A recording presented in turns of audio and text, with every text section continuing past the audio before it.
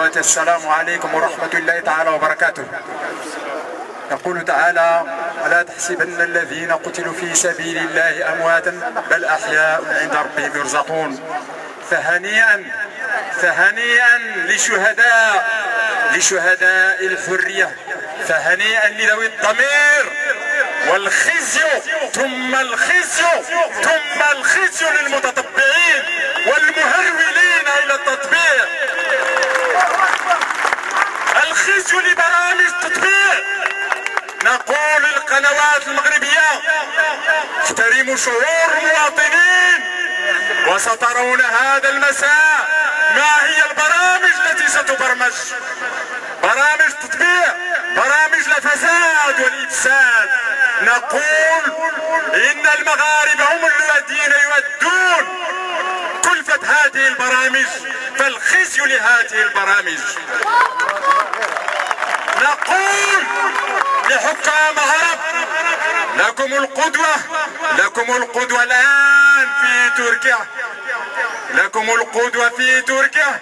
استيقظوا من سباتكم، اتبعوا الشيطان، اتبعوا أمريكا. فأمريكا وقالها الجمهور ضد الشعوب. والله ثم والله ما يكون للكيان الصهيوني أن يقترف ما اقترفه اليوم إلا بالدعم الأمريكي والدعم الأوروبي. فاتجهوا نحو السفارة الأمريكية، فاتجهوا نحو التمثيلية الأوروبية، هم الذين يدعمون الكيان الصهيوني.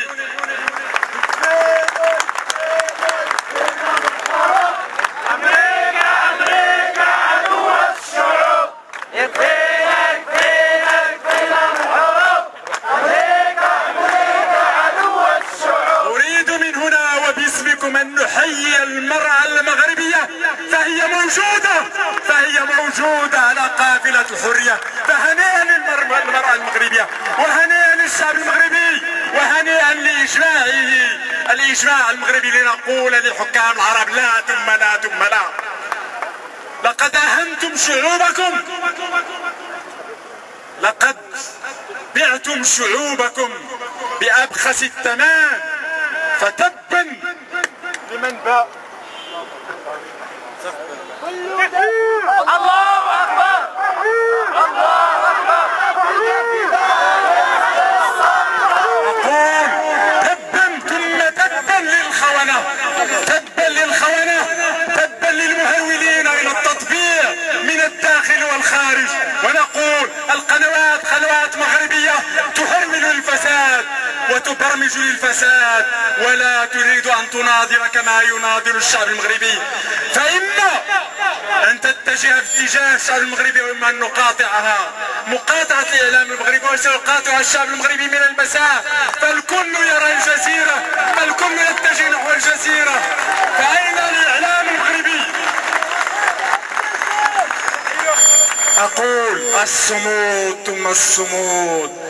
فالتحرير له الكلفة، والشعب المغربي على أتم الاستعداد لدفع ثمن التحرير وثمن الجهاد.